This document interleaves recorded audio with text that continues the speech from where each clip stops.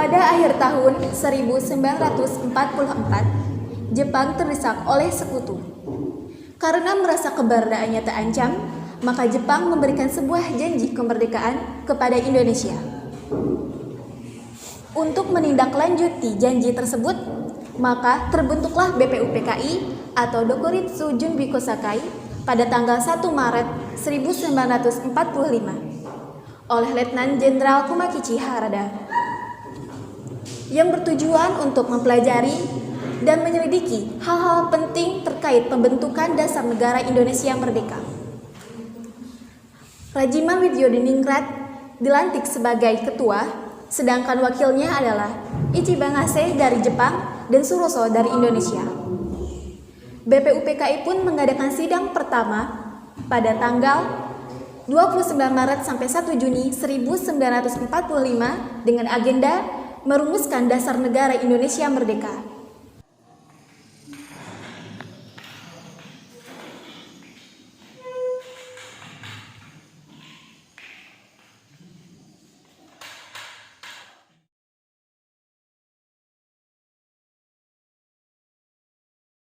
Assalamualaikum warahmatullahi wabarakatuh. Saudara-saudara sekalian, terima kasih sudah hadir di tempat ini. Saya selaku ketua akan memimpin jalannya sidang ini. Di samping saya adalah seorang wakil dari Jepang dan tentu saja seorang lagi adalah wakil dari Indonesia. Saudara-saudara sekalian, kita berkumpul di gedung ini dalam rangka merumuskan sebuah landasan untuk mengokohkan negara yang akan kita bangun bersama.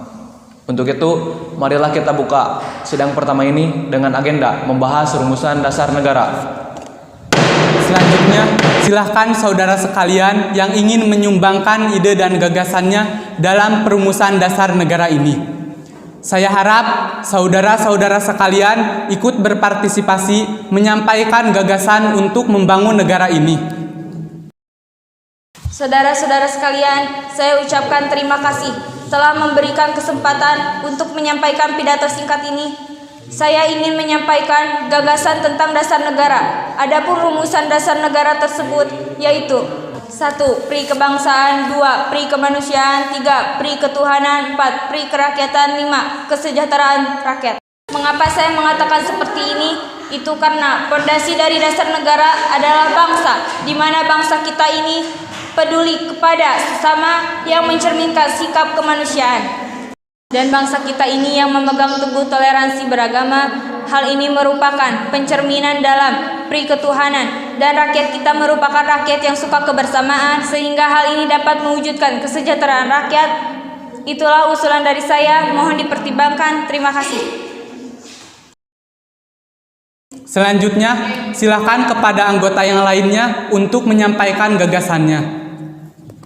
Terima kasih kepada ketua beserta wakil yang telah memberikan kesempatan kepada saya untuk menyampaikan pandangan saya tentang dasar negara. Adapun rumusan yang saya usulkan diantaranya 1. Persatuan, 2. Kekeluargaan, 3. Keseimbangan lahir dan batin, 4. Musyawarah, 5. Keadilan rakyat. Demikian gagasan yang saya sampaikan, mohon untuk dipertimbangkan. Terima kasih. Silakan anggota lain untuk menyampaikan gagasan tentang dasar negara.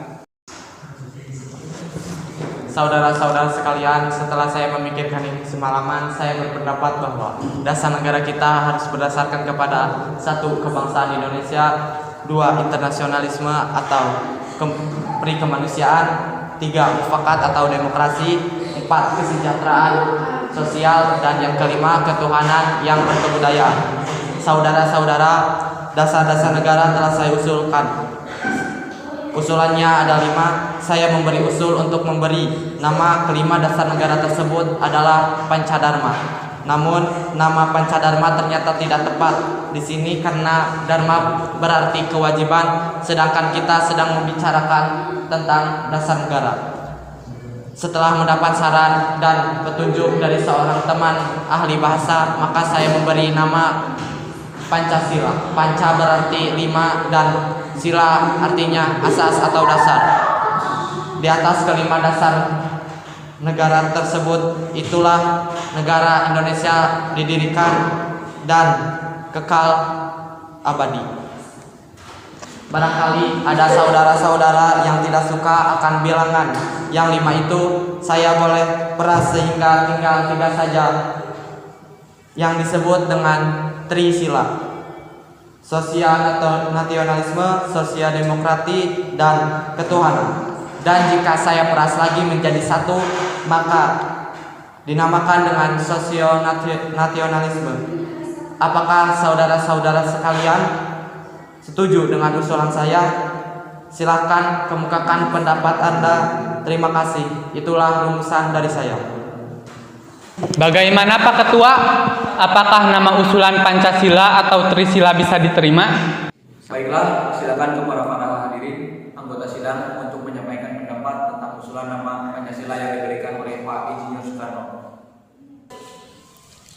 Saya selaku perwakilan para anggota sidang menyatakan setuju dengan nama Pancasila yang disampaikan oleh Pak Soekarno. Baiklah, ternyata para anggota sepakat untuk menyetujui nama dasar negara yang disampaikan oleh Pak Soekarno, yaitu Pancasila. Saya rasa usulan dari Pak Soekarno ada benarnya. Hadirin, ada beberapa hal yang akan disampaikan dari wakil Jepang. Silakan Mr. Ichibangase. Ohayo gozaimasu. Selamat siang hadirin. Saya menyaksikan jalannya sidang dari awal hingga akhir dan menyimak beberapa ulasan yang telah disampaikan oleh para anggota sidang. Saya hanya ingin menyampaikan setuju dengan rumusan tersebut. Yang selanjutnya akan dipertegas lagi oleh ketua sidang. Hanya itu yang dapat saya katakan. Terima kasih. Arigatou gozaimasu. Terima kasih kepada Mr. Ichibangase yang telah menyampaikan sebuah sambutan sebagai perwakilan dari Jepang. Saudara-saudara sekalian, tadi kita sudah menyimak bagaimana pandangan tentang rumusan Pancasila yang disampaikan oleh Mr. Muhammad Yamin, Dr. Supomo, dan Insinyur Soekarno. Nama dasar negara pun sudah kita sepakati, yaitu Pancasila. Namun, mengenai rumusan resmi dasar negara Pancasila akan dibahas lebih lanjut oleh Panitia 9. Dengan demikian, sidang pertama BPUPKI dengan agenda rumusan dasar negara kita akhiri sampai di sini. Sidang BPUPKI pertama dengan agenda rumusan dasar negara telah berakhir. Selanjutnya, dasar negara tersebut dibahas dalam persidangan yang dilakukan oleh Panitia 9 yang diketuai oleh Insinyur Soekarno, dan anggotanya terdiri dari Muhammad Hatta, Alexander Andreas Maramis, Muhammad Yamin, Abdul Qahar Muzakkar, Ahmad Subarjo, Haji Agus Salim, Kiai Haji Wahid Hasim, dan Abi Kusno Jokrosuyoso. Panitia 9 menghasilkan dasar negara yang terdapat dalam pembukaan Piagam Jakarta. Tanggal 10 Juli sampai 14 Juli 1945 dibahas rancangan Undang-Undang Dasar. Setelah selesai dibahas, maka sidang BPUPKI telah selesai. Tanggal 6 Agustus 1945, Sekutu menjatuhkan bom atom di kota Hiroshima, sehingga banyak korban berjatuhan di mana-mana. Tanggal 7 Agustus 1945, BPUPKI dibubarkan dan digantikan dengan PPKI dengan alasan tugas BPUPKI telah selesai. Tanggal 9 Agustus 1945, Jepang kembali dijatuhi bom atom oleh Sekutu, tepatnya di kota Nagasaki. Hal ini membuat Jepang kewalahan. Setelah peristiwa pengeboman itu, 3 tokoh utama Indonesia, yaitu Insinyur Soekarno, Muhammad Hatta, dan Regimen Widjodiningrat dipanggil oleh Marshal Terauchi di Dalat, Vietnam. Di Dalat, Vietnam, Jenderal Terauchi memberikan sebuah keputusan, yaitu 1. Disetujuinya pembentukan PPKI. 2. Dilantiknya Insinyur Soekarno sebagai Ketua PPKI dan Muhammad Hatta sebagai Wakil Ketua PPKI. Dan 3. Untuk mendiskusikan keputusan Jepang.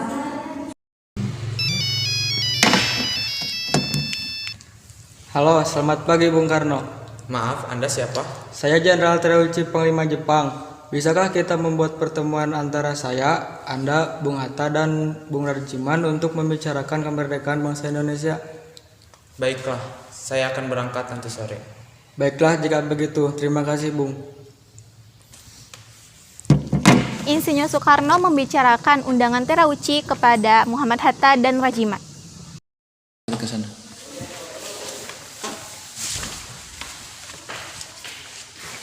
Selamat pagi Rajiman. Hatta, Selamat pagi. kedatangan saya di sini untuk menyampaikan undangan Terauchi kepada kita untuk pergi ke darat Vietnam. Untuk apa kita ke sana? Kita ke sana untuk membicarakan tentang kemerdekaan Indonesia. Esok harinya Insinyur Soekarno, Muhammad Hatta, dan Rajiman telah sampai di Dalat, Vietnam dan dijemput oleh Terauchi. Selamat pagi, Bung. Kapan dan di mana kita akan membicarakan perbincangan ini? Kita akan membicarakannya besok lusa di rumah saya. Sampai jumpa nanti. Pagi hari, Soekarno setelah menginap di hotel melakukan perbincangan dengan Terauchi. Kami akan memberikan kemerdekaan bagi bangsa Indonesia sehingga terbentuknya PPKI kemarin yang akan bisa membantu. Lalu apa saja tugas PPKI? PPKI akan membahas semua kelengkapan negara pada saat proklamasi. Kapan waktu pelaksanaannya? Tidak perlu khawatir, kami tidak bisa menentukannya. Jepang akan memberikan kemerdekaan bagi Indonesia. Apakah wilayah Indonesia akan meliputi seluruh wilayah Hindia Belanda? Bisa saja Indonesia meliputi wilayah tersebut. Pertemuan tersebut hanyalah sebuah tipuan muslihat Jepang agar Indonesia tidak berontak. Soekarno pun kembali ke Indonesia. Sebelum perang, mereka ke Singapura untuk menemui 3 pimpinan PPKI.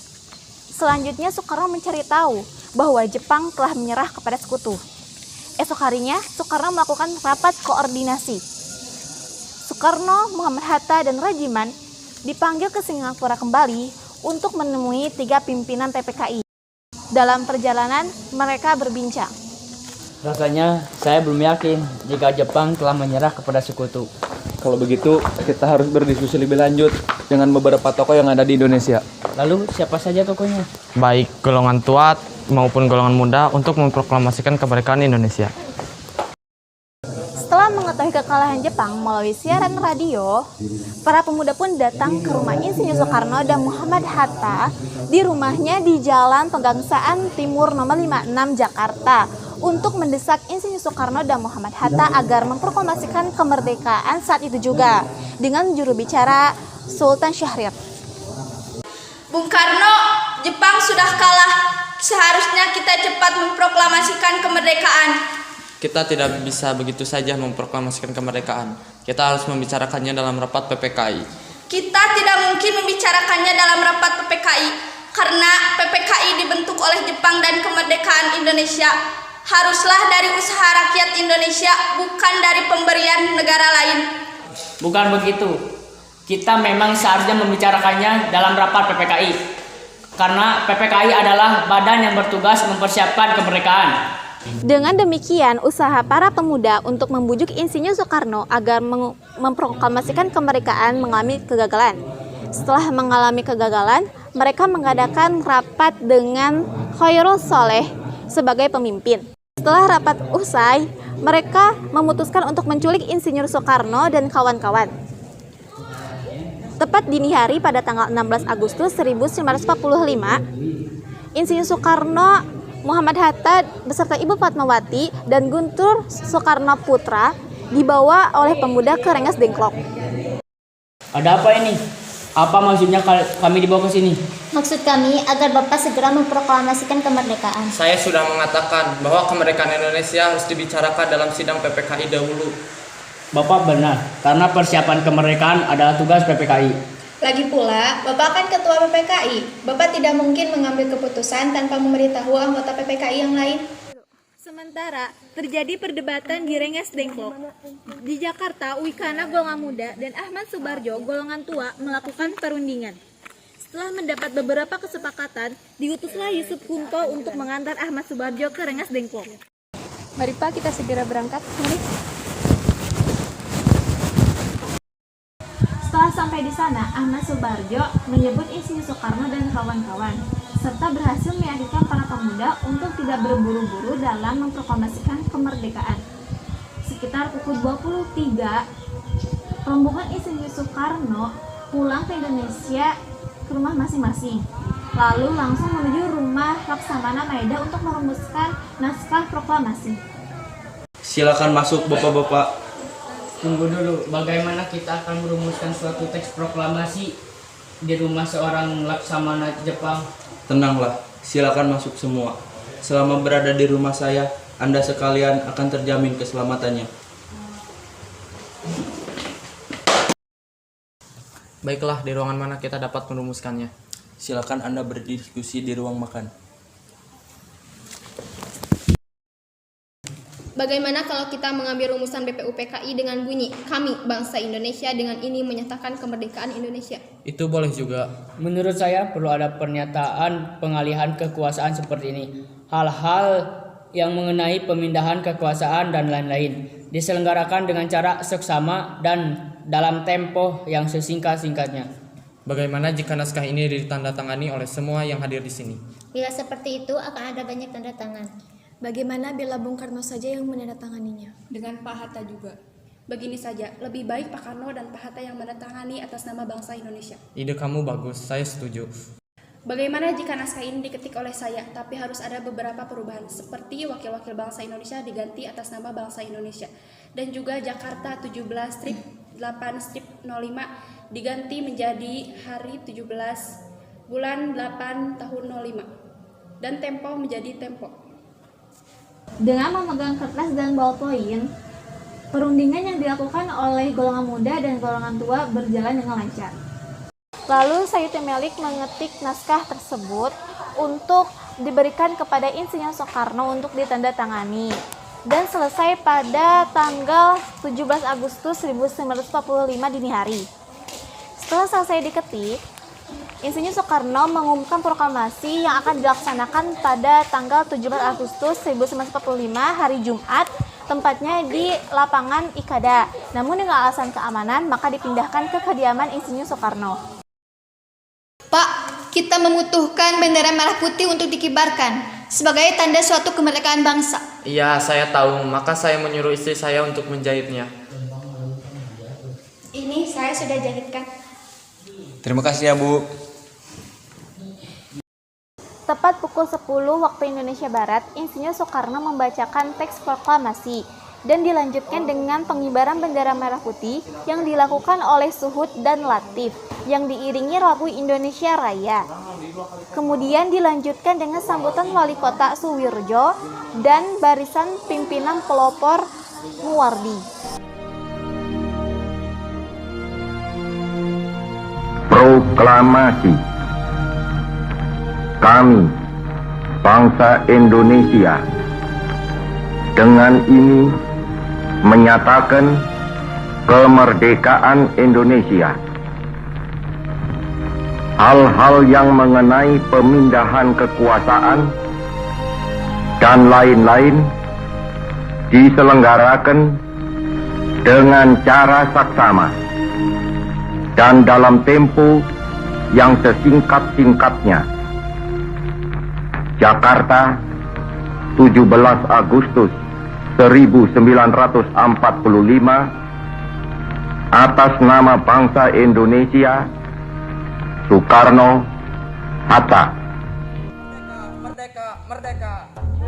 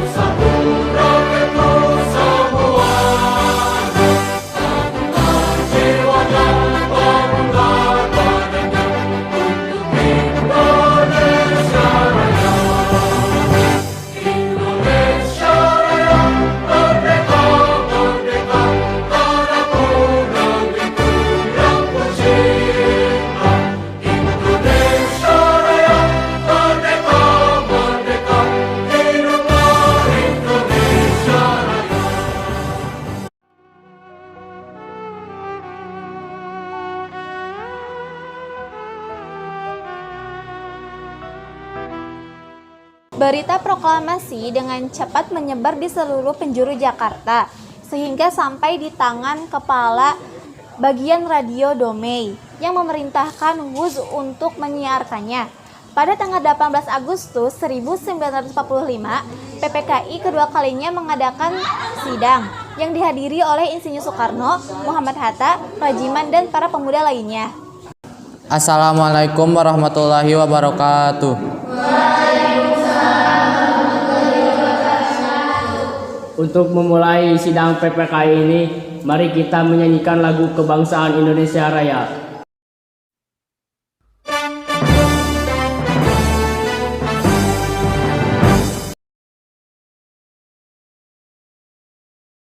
Di sini kita akan menetapkan membahas UUD 1945 yang dijadikan sebagai dasar negara, memilih presiden dan wakil presiden, serta membentuk KNIP, Komite Nasional Indonesia Pusat, untuk membantu pekerjaan presiden sehari-hari.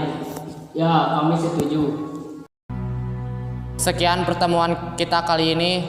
Merdeka! Merdeka! Sidang PPKI pertama pada tanggal 18 Agustus 1945 menghasilkan beberapa kesepakatan, yaitu 1. Pengesahan Undang-Undang Dasar 1945, 2. Merevisi Piagam Jakarta, 3. Menetapkan Soekarno dan Hatta sebagai Presiden dan Wakil Presiden, dan 4. Membentuk Komite Nasional. Hasil sidang PPKI kedua tanggal 19 Agustus 1945 adalah pembentukan 12 departemen dan 4 menteri negara. Sedangkan hasil sidang PPKI ketiga pada tanggal 22 Agustus 1945 adalah 1. Pembentukan Komite Nasional, 2. Pembentukan Partai Nasional Indonesia, 3. Pembentukan Badan Keamanan Rakyat atau BKR. Peristiwa sidang PPKI ini begitu sangat berharga, dan peristiwa ini mengubah sendi kehidupan bangsa Indonesia. Oleh karena itu, kita sebagai penerus generasi bangsa harus bisa mempertahankan kemerdekaan Indonesia.